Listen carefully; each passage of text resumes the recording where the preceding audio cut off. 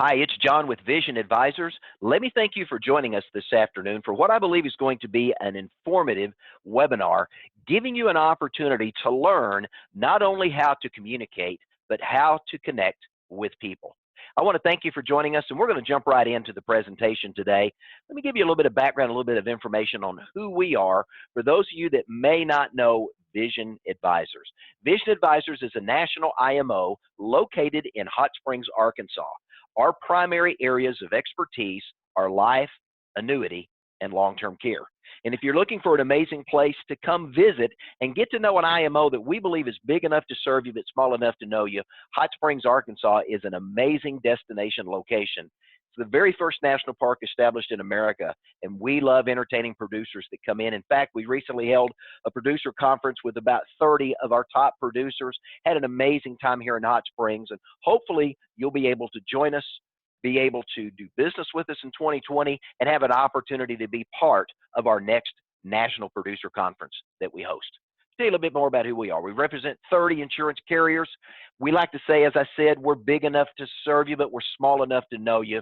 We have a seasoned team of men and women across the United States that work with Vision Advisors.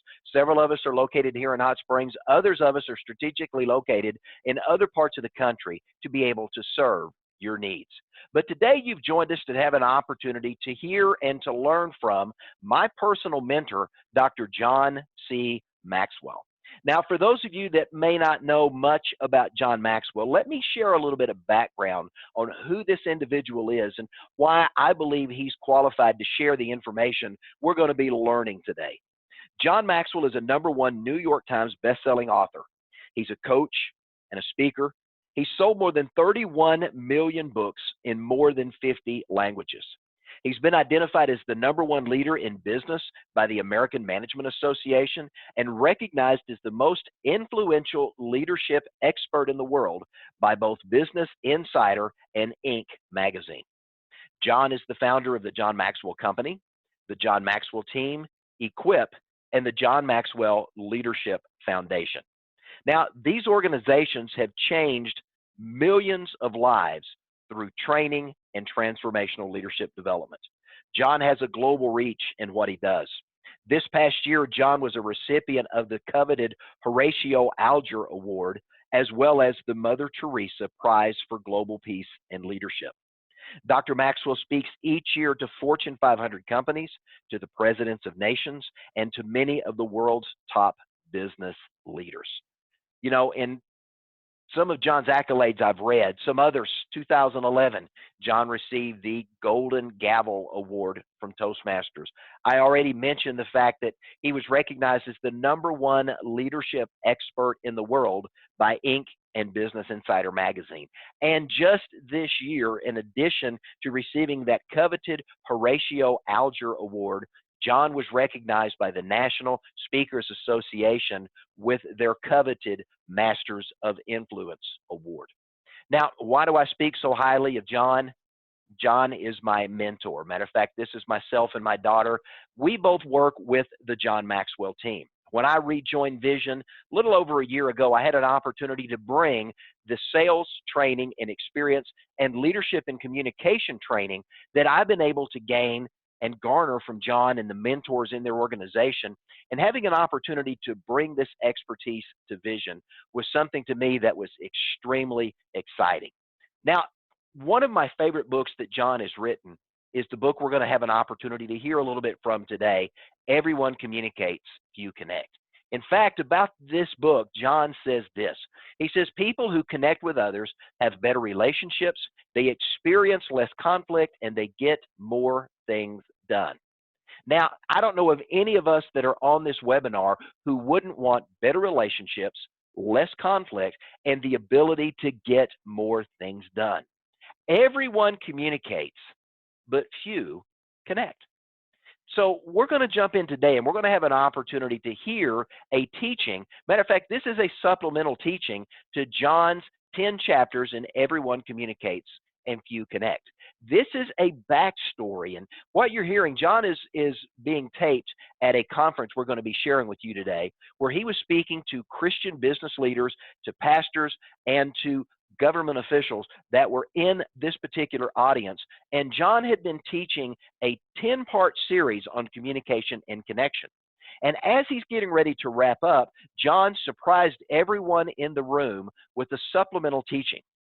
Now, those of you that may not know John Maxwell's origins, John started out as a pastor in a small country church, and he began to write books on leadership to the church community. America's corporate environment found out about him, and as these corporate 500 companies began to buy John's book, John began to write additional material specifically focused on corporate America and now the global corporate community. And so what you're going to hear is John really looking back and kind of giving you a backstory of the origins of where he started as a communicator and a connector in a small country church, and how he moved through, I guess, the ranks, if we want to use those words, moved into a larger audience within the church community, and then transitioned into corporate America, and now is engaged in meeting with leaders around the world doing transformational change. You know, those of us with the John Maxwell team have had the privilege to watch John and the organization travel to Costa Rica, to Paraguay, to Guatemala, getting ready to go to the country of Rwanda, and really having transformational leadership as we are teaching and training these countries how to transform from within. And one of the key areas that we teach is communication and connection. So hopefully you had an opportunity to download when you registered for this. There was a white paper that was available. Hopefully you've had a chance to download that outline. And we're going to jump now right into John's teaching, How I Learned to Connect with People. And then as soon as that video's finished, I want to come back and share a couple of thoughts with you and an opportunity for you to plug into a class to learn a little bit more about communication and connection. So without any further ado, let's have an opportunity to jump in and listen to John as he shares how I learned to connect with people.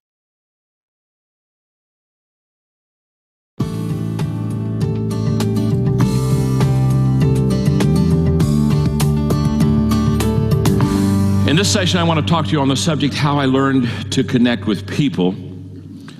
And whether you're listening to this audio or DVD, watching it, this is an auxiliary of my book, Everyone Communicates, Few Connect.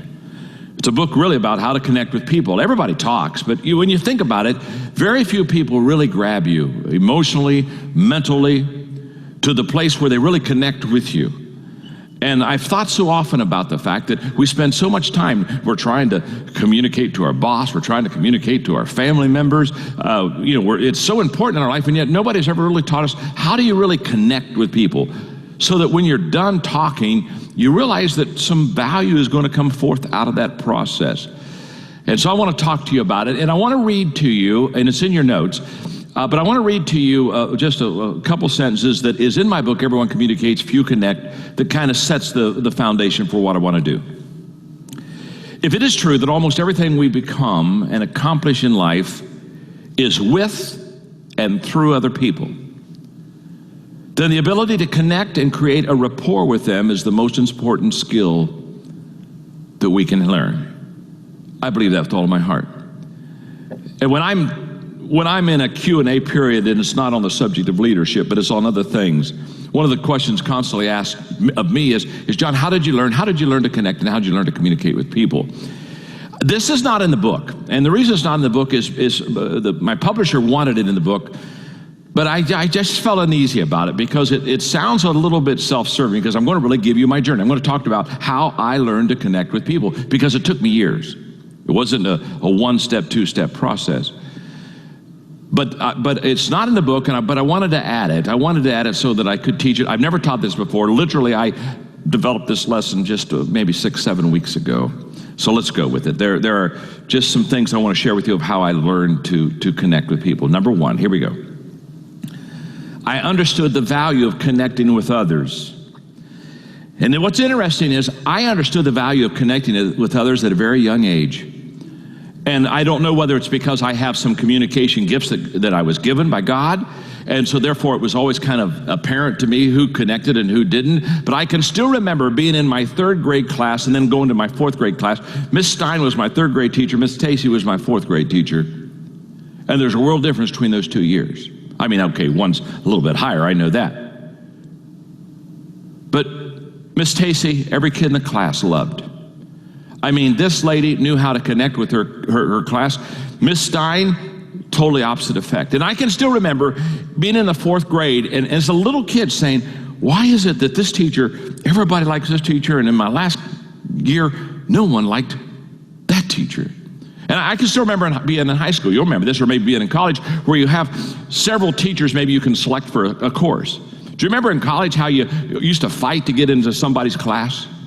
I mean, you got 5 different teachers teaching the very same course. The credit's the credit, and hello, you got to pay for it regardless. But how everybody fought to get in somebody's. Now, why did we all fight to get in somebody's class, and we all kind of did everything we could not to get in someone else's class? Same subject, same school, same tuition, nothing changes, except one prof can connect, one cannot. I still remember even watching kids at recess. And why was it that some kids had other kids around them and they were just absolutely having a good time together, and then you see some kids and they were just over there by themselves? And I remember looking at them and saying, why don't those kids connect with other kids? When I realized I was going to go into the ministry, I became greatly concerned because I was used to preachers that were boring. And I can remember thinking, God's called me to bore people. God's called me to get up and say things that people can't understand in such a way that they don't care. And I remember how great concern to me, because I thought, this is not a good thing. And I don't know if I want to be like that, because basically the models that I had pretty much were those that weren't really not effective in their connecting and communication skills. And so at a very young age, even though I didn't understand how to connect, I understood, at a very elementary age, I understood that some people connected and some people didn't, and those that connected were successful, and those that did not connect were not as successful, period. Case dismissed. I knew that in elementary school. And it within me gave me a desire to say, I've got to figure this out. I don't know how to do it, but I got to figure it out. Now, the second thing I'm going to share with you on my journey of connecting was a mistake, okay? It's the only kind of negative example, but I've got to put it in there because it was such a problem for me that I have to pass it on to you with integrity and authenticity. Number 2, I tried to imitate connectors that I admired. The few, again, my world was the pastor world, okay? The few that I knew that were good, I thought I got to become like him. And I can still remember, there was a guy named Charlie Williams, and I'm telling you, the guy was just, he was just great to look at. He was a good-looking guy, and he was massive, and he kind of looked like he was a bodybuilder, and I don't know if he was a great preacher, but everybody just thought he was great just to look at him, okay? And he was an orator, major orator. And I thought, okay, I've got to learn how to do oratory. And so as a very young pastor, I tried that. And I memorized by the hour phrases so that I could say things like, I've been to Vermont where I've seen the daffodils tucked down by the green hillside. And I just talk about these, and I use this phraseology, and I was so bad at it, I would mess it up every time. And I'd have rose bushes tucking down azaleas or something. And it was not my gift. And I remember I would try it, and I would retry it, and I would memorize. I remember there was a guy named Lawrence Hicks one time who preached a message, great orator, there must be a heaven somewhere. And he preached it with a southern drawl. I even got the southern drawl down. And I preached this, there must be a heaven somewhere. When I went to my second church, to get into churches, you had what they called trial sermons. You had to go do a sermon, and the people sat there, and they kind of decided if they wanted you to be the pastor based upon your sermon. Now, that's a stupid way to pick a pastor, but you got to understand, I grew up with a bunch of wonderful, stupid people. So, it really works in that context. And I remember I went to that church, and I really wanted to go to that church, so I preached, there must be a heaven somewhere. And they thought I was an orator. Now, what they didn't understand was the only message I had. You understand that? Next week I'm going to be preaching, there must be a sermon somewhere. You know what I'm saying? And I haven't been able to find it, but I'm sure it's somewhere here. But I made a huge mistake. I tried to imitate people that I admired, or people that I thought could communicate with. There was another guy that memorized scripture.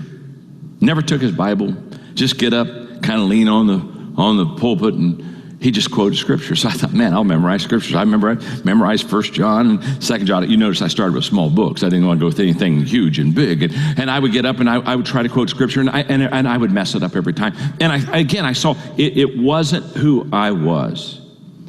Now, in your notes, I said something, I put in there something that I love by Joyce Meyer. God will help you be all you can be, but he'll never help you be somebody else.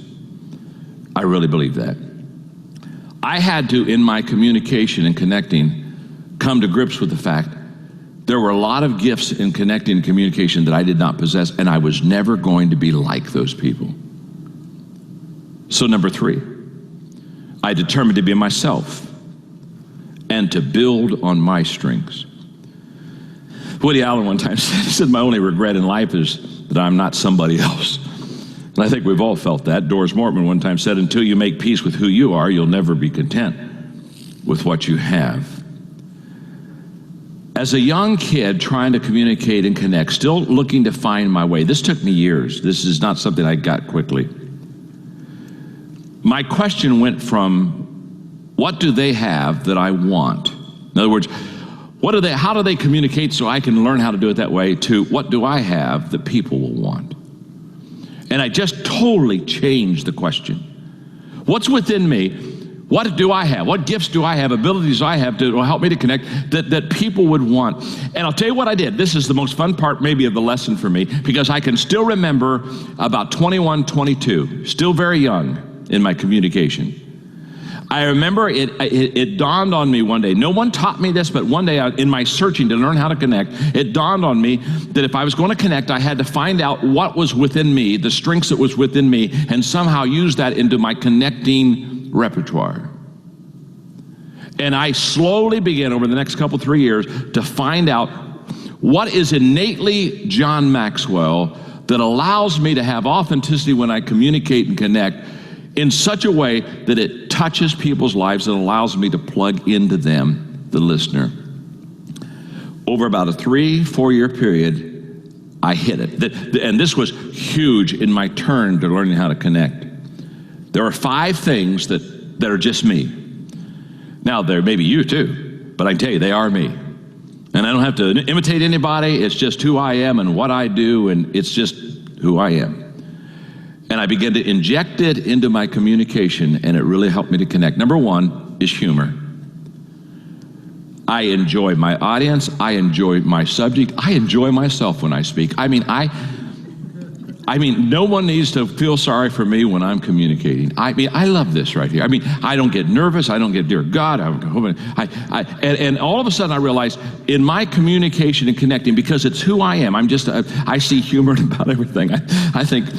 I think all of us ought to laugh at ourselves because people have for years. So I think we might as well loosen up a little bit. And all of a sudden I began to understand that to use humor when I connect, really, because that's who I was.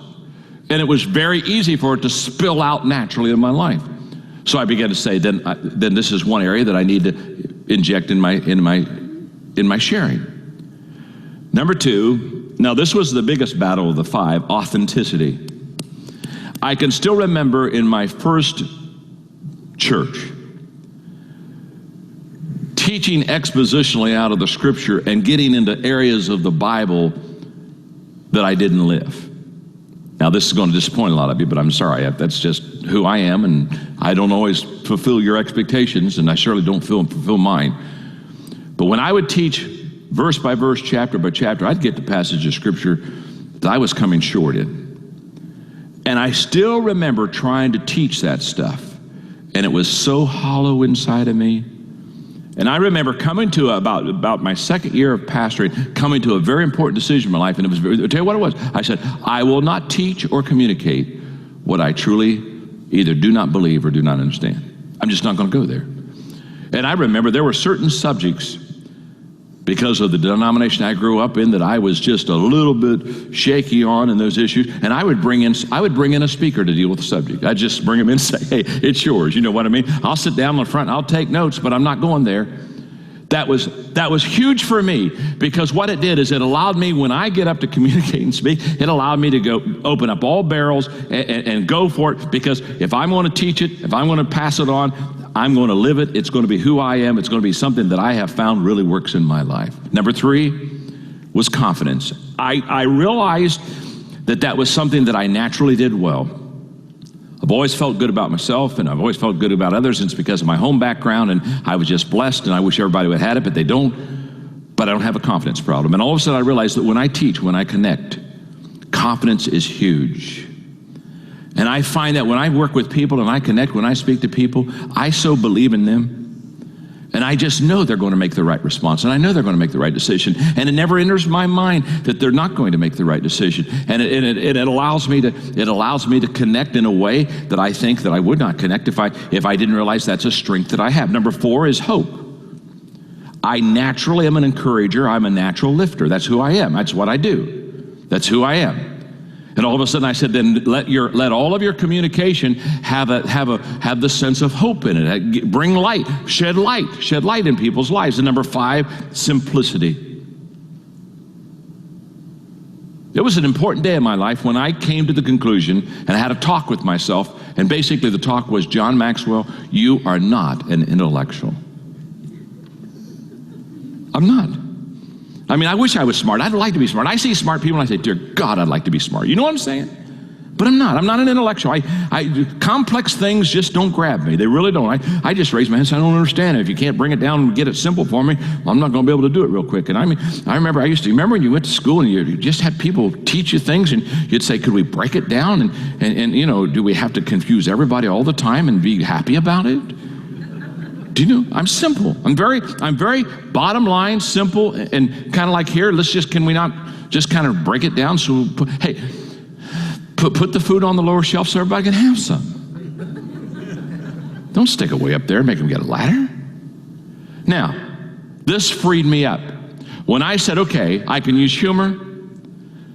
I'm only going to talk about the things I really have bought into, and it's the fact that I'm going to use the confidence that I have in people that will allow them to act upon that issue, and I'm going to always shed hope, and I'm going to be very simple. When I began to come to grips with, this is who I am, and these are my strengths, and this is what has to be in my connecting, communication, teaching, everything began to turn positive for me. So here's just simple. Spend time and ask yourself, what are my strengths?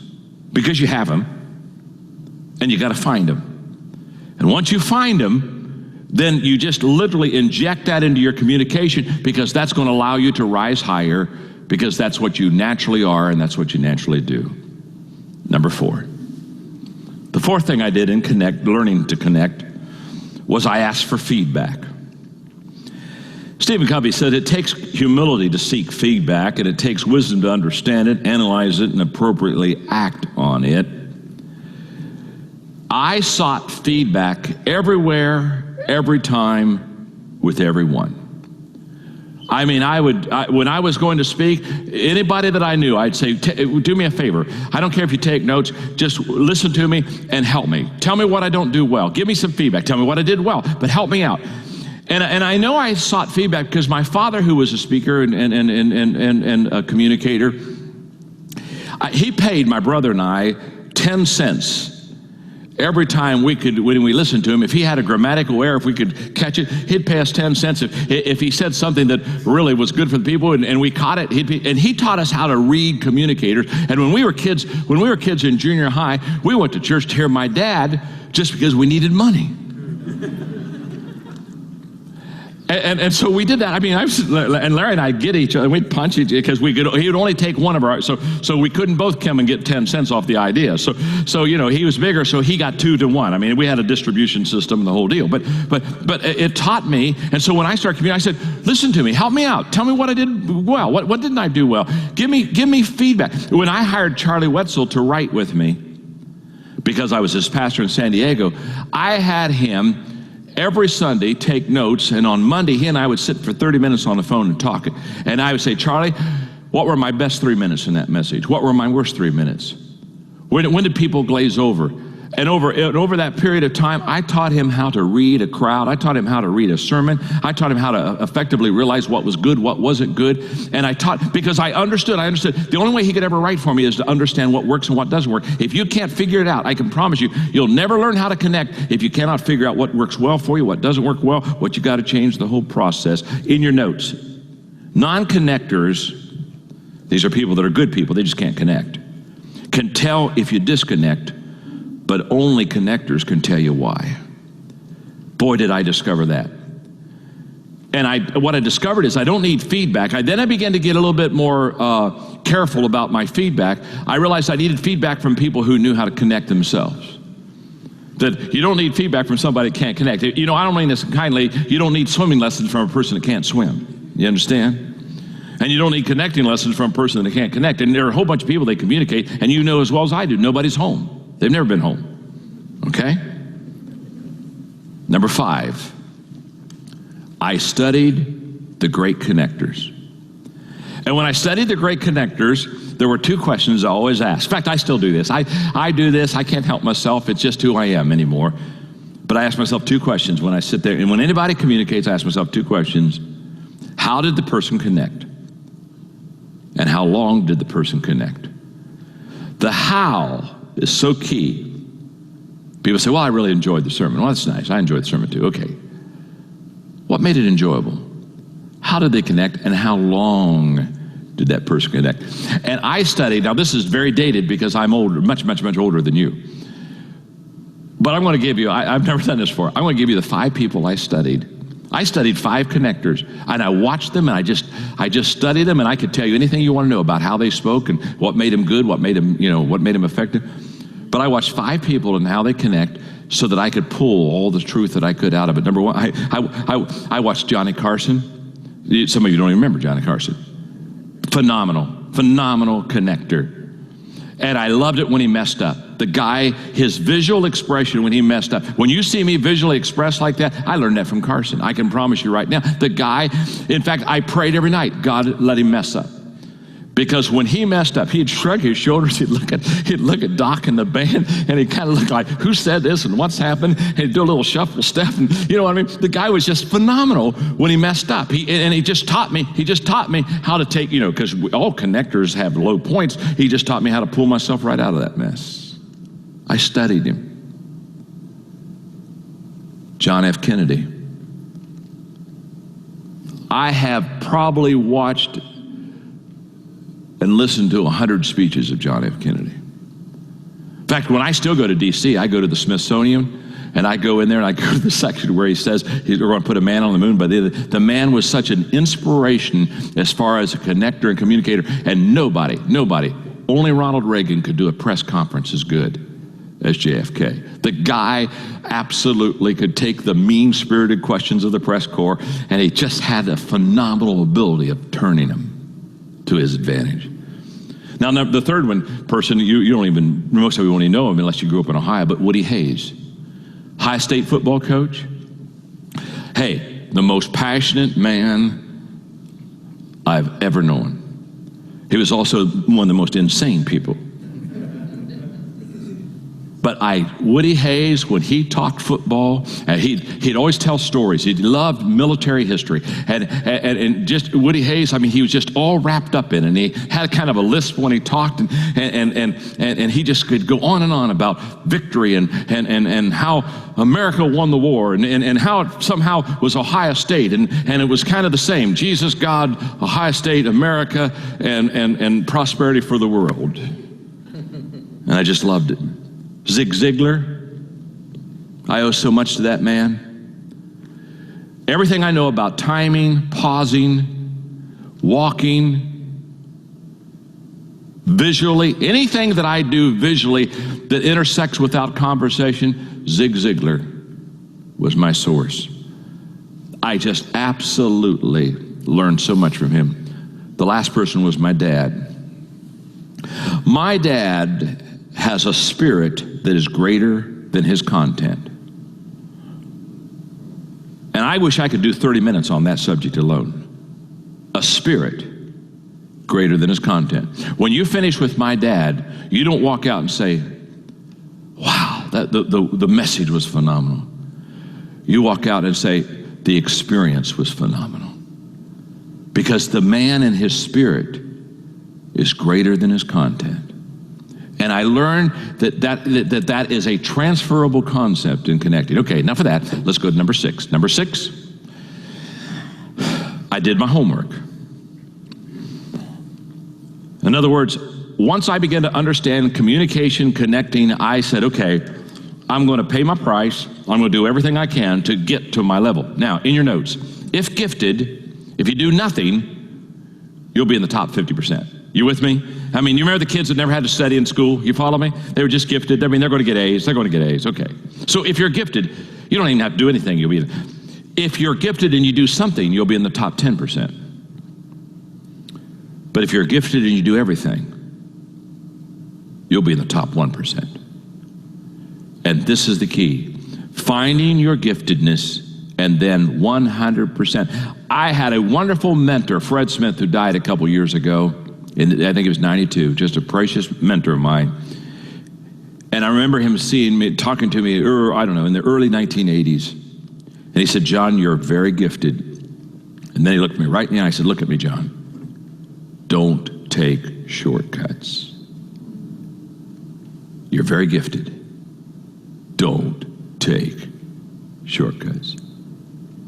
Because he said it happens all the time. He said the gifted always take shortcuts. Because they can goof off, give 80%, still win. And he said if you really want to get in that 1%, give it. So what I'm saying to you is this. In your strength zone, whether it's connecting, communicating, or whatever it is, you got to always do your homework. In the things that you do well, you got to do it with 100% of your effort. Now, in your weaknesses, take shortcuts. In the things that you don't do well, go find somebody else to help you. Delegate. I literally understand this world very, very well because there are so many areas I'm not good at, and I learned very quickly. Listen to me very carefully. You have no business doing something you're not good at because you're not good at it, and you bore people while you do it, and you're not effective and you're average. So stop it. You can't be successful at it. So why stay in it? But in the areas of your giftedness, in the areas of your strength, that's where you do your homework. That's where you pay your price.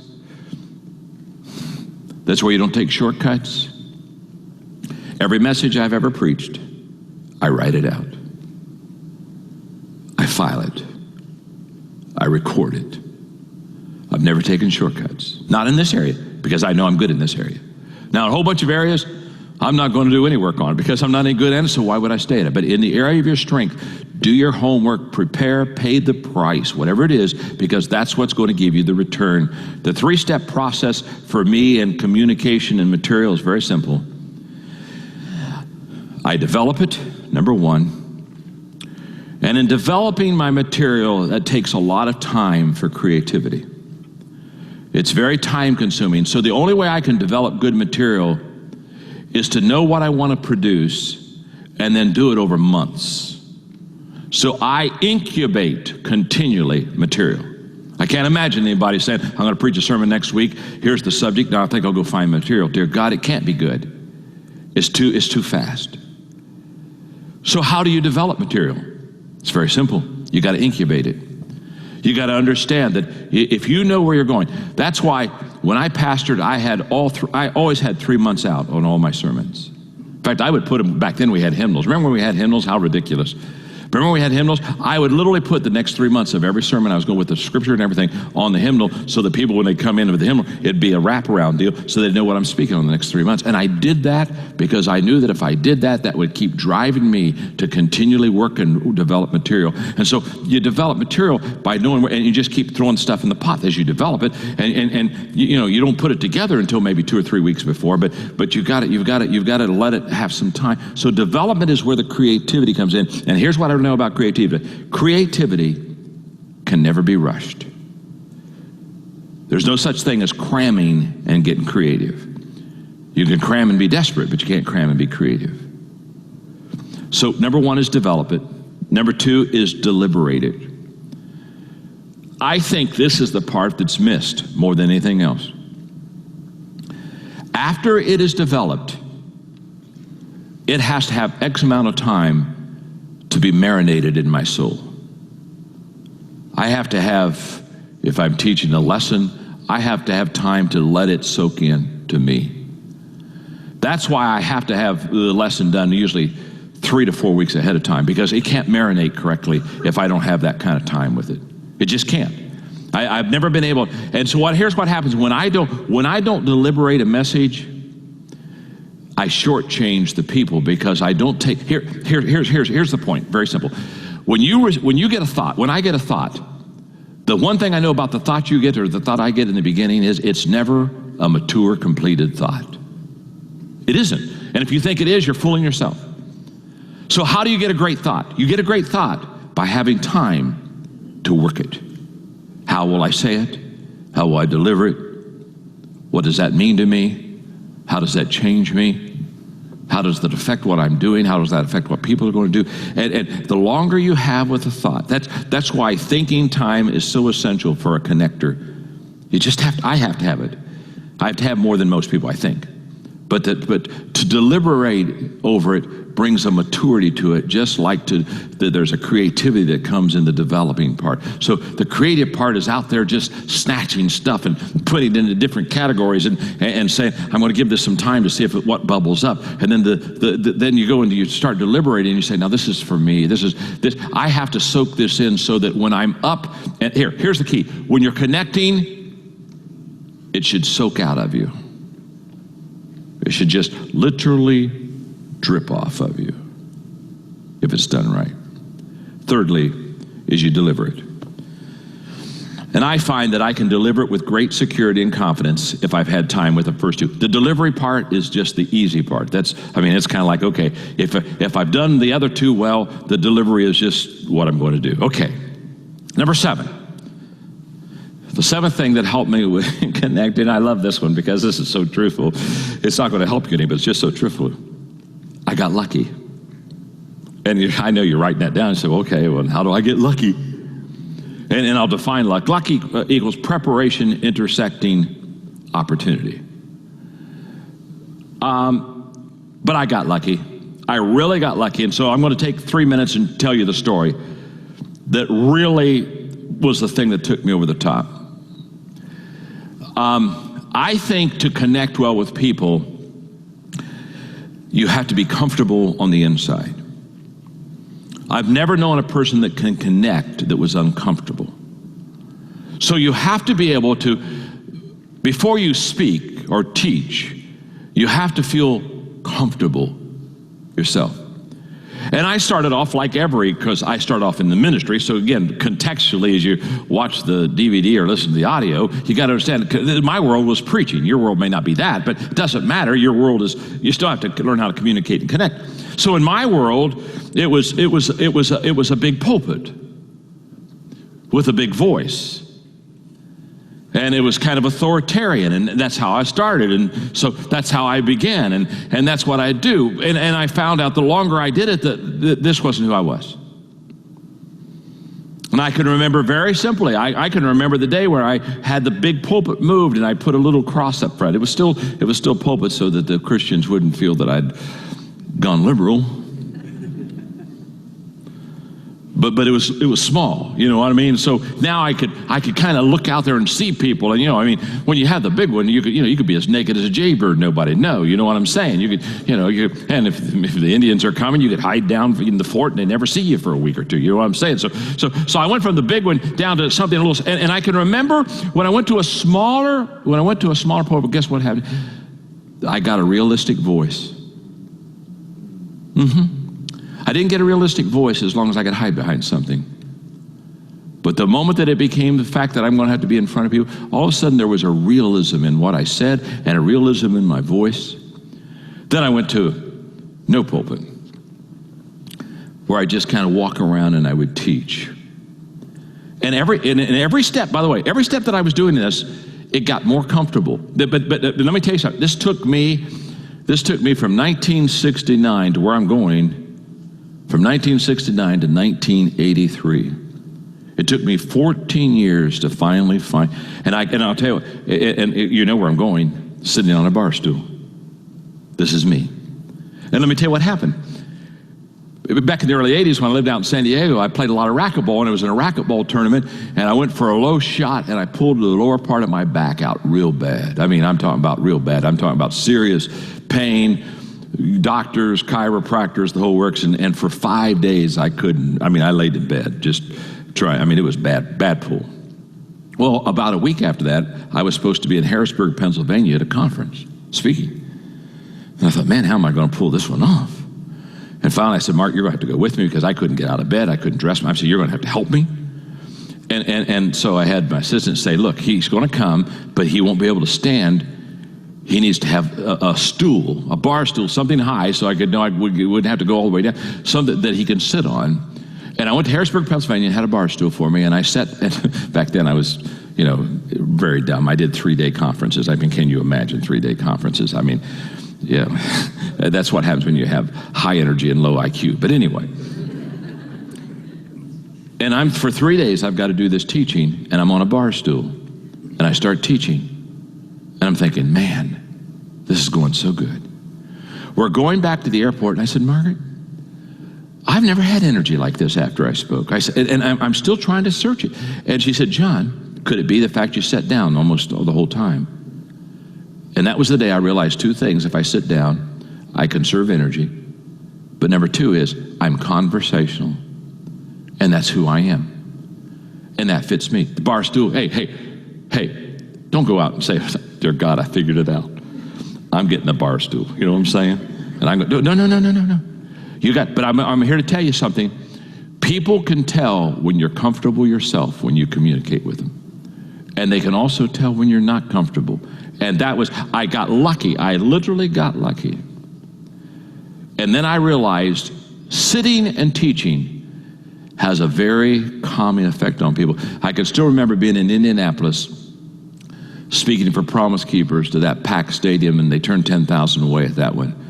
And I was speaking on an issue that was very difficult for guys anyway, moral purity. I mean, just a real issue that every one of us battle. And I could still remember going and sitting on the end of the stage, and for 15 minutes talking to 75,000 people, sitting on a stage about how I had these issues and had to pray through them, and how men began to just openly weep. And I've had people come to me and they say, I was at Indianapolis when you preached that message. And here's what's amazing. They'll say, and John, there was something about when you sat down with us that day that you started talking just to me. So I got lucky. If I would have had the racquetball problem, I don't think I'd ever started sitting on a stool, to be honest with you. I don't think I was that smart. I kept knowing intuitively I needed to go somewhere else with it, but I couldn't figure it out. But, the racquetball, so, God and racquetball injuries are what I owe it all to. Number 8, I left my comfort zone. If I always do what I've always done, I'll always get what I've always gotten. At a very young age, I was thrust on stages with people that were better speakers than I was. Again, you have to be in my kind of background. I mean, somebody like Don or Tom would know. Maybe you got to be. When I was 28, I was on the platform with Robert Lee, the great Memphis Southern Baptist preacher who was an orator who preached a message called Payday Someday 10,000 times around the world. And here he is, he's in his early 70s and has this masterpiece. And the only thing I requested when I knew I was going to the same stage is I said, let me go first. Just let me go first. And so I go, and then I can go hide in the broom closet. You understand the whole process. And I'll never forget, he was so kind to me. He said, John, when I got in, he said, let's get our picture taken together. One of my prized possessions, picture. He said, let's go to the airport together. Let's have breakfast together. And that precious guy spent time with me. But I remember when at the Conference of Biblical Exposition when I was 32 on the stage with John Stott. And I thought, what in the heck am I doing here? I'm over my head. One of the greatest things that ever happened to me was go to California, to get away from the Midwest and get away from the camp meetings and the stuff that I grew up with that was so cultural. And you go out there and I mean, they didn't know any. I remember when I got up and I spoke to my congregation, Bill Gaither called me one day and said, John, he He said, I want to bring the band out. We're going to do a West Coast tour. Could we speak at your church? Or sing at your church? I said, Bill, I'd love to have you. I remember getting up and saying, Bill Gaither's coming out with his band, and they're going to be out here, and we're going to have a Sunday night with them, and a big concert. And I remember people just looking at me. And all of a sudden it hit me. I said, would you raise your hand if you've ever heard of Bill Gaither? And 6 hands went up. See, it was the greatest thing that ever happened to me. It got me totally out of all that stuff that kind of keeps many times pastors in that field from ever being an effective community. I mean, I got out there where you just had to be who you were, and you couldn't rely on the culture to bring you through. And then when I started speaking internationally, again, it just took me completely out of my comfort zone, because you lose rhythm and you got to use translators. And again, it took me so long to learn how to do that. And then I remember when I crossed over to the secular community, the biggest deep dive I ever took was when I went into the business community. Do you realize every illustration I had got dumped? Do you realize that 95% of everything I ever taught, I couldn't use? And again, it allowed me, it caused me to dig more than I've ever had to dig before, because I was over my head. And I don't know about you, but you know what? I won't dig like I have to unless I'm over my head. You know what I'm saying? As long as I can stand on the bottom, I have a tendency to kind of bounce around and play a little bit. Number 9, I practiced. It's true that we play at the level of our practice. And I began to really develop a practice level for connecting. And when people talk about my ability to connect, and I know it's a strong gift that I have, I understand that completely. I look up and say, I certainly ought to be able to. I've taught and I've spoken 15,000 times. I mean, hello, if you can't do it after 15,000 times, jump off a bridge. You know what I'm saying? Give it up. But here's the practice level I work on in connecting. Number 1, know my subject. Just if you've done it long enough, you'll know the subject. Number 2, know my audience. I still practice when I travel pre-calls. I never go anywhere to speak without talking to the person at least a week to 10 days ahead of time to get their expectations. What do you want? What are you looking for? What can I say that's going to help you when I get there? And a lot of times they don't ask for it. They don't have to. It doesn't matter. I'm not doing it because they ask for it or don't ask for it. I'm doing it because I need it. Because if I'm going to go there and I'm going to really help them, I've got to know exactly where they are. And number 3, know myself. And when I say know myself, let me say this. I cannot effectively connect with people on a subject unless it's connected with me. I don't do well transferring knowledge that has not somehow been embedded in who I am. And so when I say know self, what I'm saying is I've got to know myself enough to say, how in the world is what I'm teaching, how is this affecting me? And here's what I've discovered. Until it affects me, it won't affect the people I'm teaching it to. Knowledge transferred is quite worthless. Number 10, just give 100% every time. Don't cheat. Just don't cheat. Not in your strengths. Number 5, strive for continuous improvement. Continuous improvement. My kids last Christmas gave me some audio programs of the 100 greatest speeches ever given. And I'm going through it for the second time. I can't get enough of it. Because every time I listen to these great speeches and these great speakers, it teaches me something. Continually improve. Finally, number 10. And this one is very personal. And if you're watching again the audio or watching the DVD or you're listening to the audio, again, understand my background and who I am and my context, okay? So be patient with me. I can only teach out of what I know. I can't teach of where I haven't been. But number 10 is, I believe, absolutely essential to be a great communicator.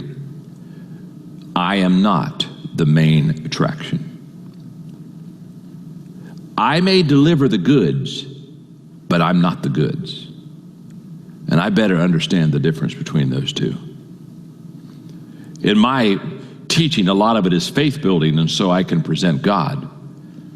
And what I got to understand is, I am the communicator. That is an absolute fact. But I'm not the main attraction. He is.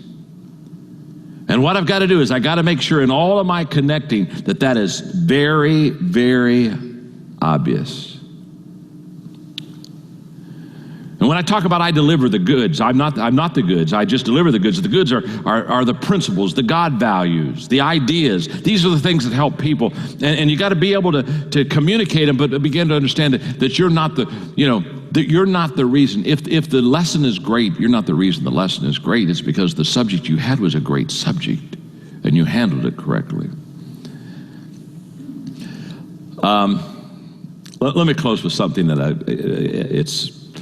I debated about doing it, but I just have to do it because it's who I am, and so just bear with me, okay? It's just, I read this every month. I pull this out. I've got a filing system, and I have certain things that I pull out on periodic basis to read, to remind myself.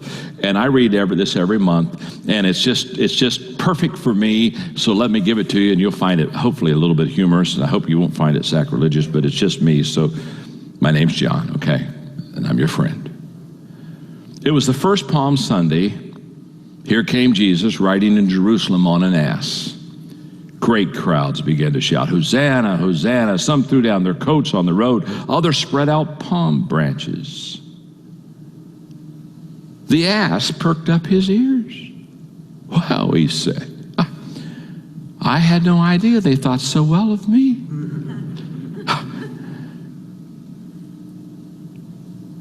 Get the point?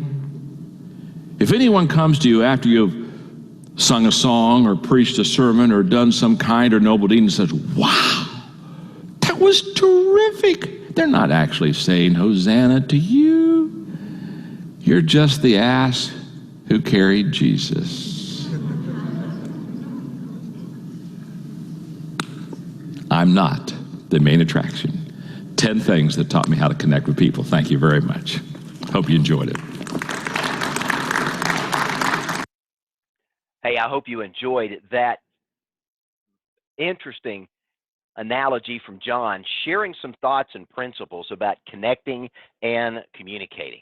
Now, as we get ready to wrap up, I promised you a couple of things. First off, I want to ask you, what was your takeaway?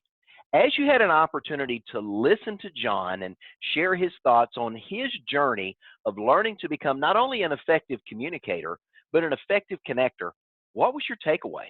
Let me encourage you, if you were going through that worksheet that we provided for you, or you were simply taking notes, go through and highlight the top 3 areas that were takeaways for you. And over the next 30 days, let me challenge you to make that your homework. How do you become better at communicating and connecting? As John said, practice. You know, if you do nothing and you're a gifted communicator, he said, you're 50% at what you do. But if you do something to develop that talent of communication, you move into the top 10%. I want to challenge you to do everything that's necessary to move into that top 1%. Now, what do I mean by that? You know, another gentleman that I've had an opportunity to learn from is Jim Rohn. And Jim Rohn says this. He says, if you work hard on your job, you can make a living. But if you work hard on yourself, you can make a fortune. Far too many of us in the financial services industry spend much more time working on our business than working on ourselves. I want to challenge you to think about what it means to develop the owner. One of my personal mentors is a coach in the UK, and he is a success coach and a high-performance coach to millionaire and billionaire entrepreneurs. And one of the things Christian Simpson has told me in the times that we've had an opportunity to train together is Christian says this.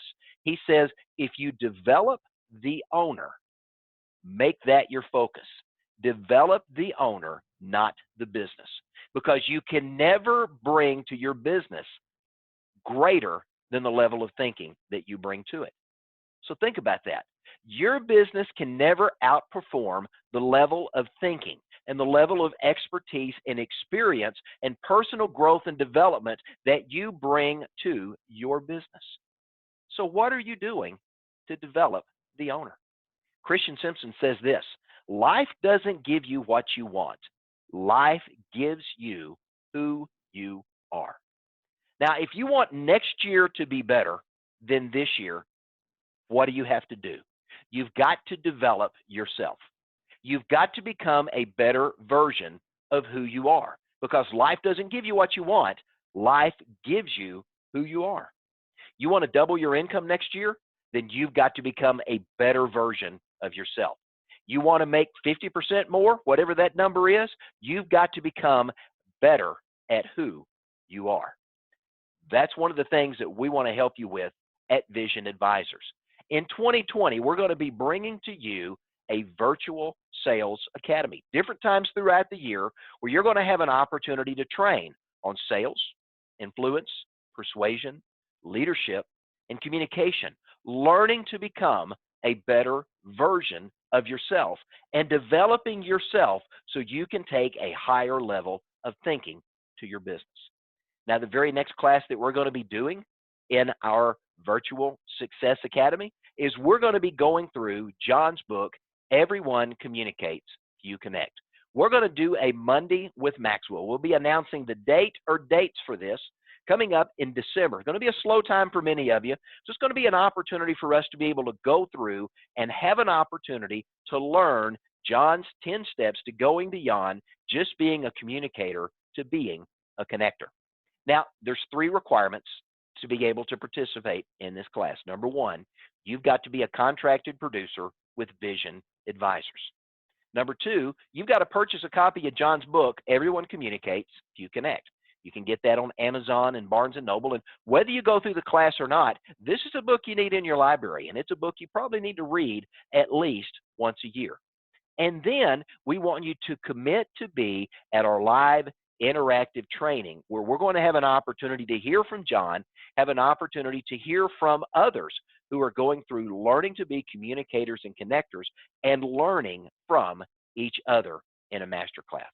Now, our commitment, we're going to cover the cost of the course fee for you to be a part of this. Being contracted with Vision Advisors is step 1 of that. We're going to provide you with a copy of the course workbook for all the content that you're going to be going through as well. And the class is going to be led by a certified Everyone Communicates, You Connect trainer, yours truly, on the call today. That's what we're going to be bringing to the table in the month of December. So if you're interested, this is the second and last time we're going to be airing the preview to Everyone Communicates, You Connect in 2019. We're going to limit signups for this masterclass to the first 25 people who are interested in going through and learning how to become better communicators and connectors. If you're interested, I need you to drop me an email, john@visionadvisorsinc.com. Again, john@visionadvisorsinc.com, or you can give us a call at 1-800-505-8489, and you can ask for me, give me your name and contact information, and we'll get you signed up for this class. In the interim, if you've got a case prep, case design, an opportunity for us to show you what we do here at Vision Advisors, we welcome the opportunity to do that as well. Let me thank you for joining us for this session of How I Learned to Communicate by John Maxwell. Thank you for being with us. Hope you enjoyed it. Have a great day.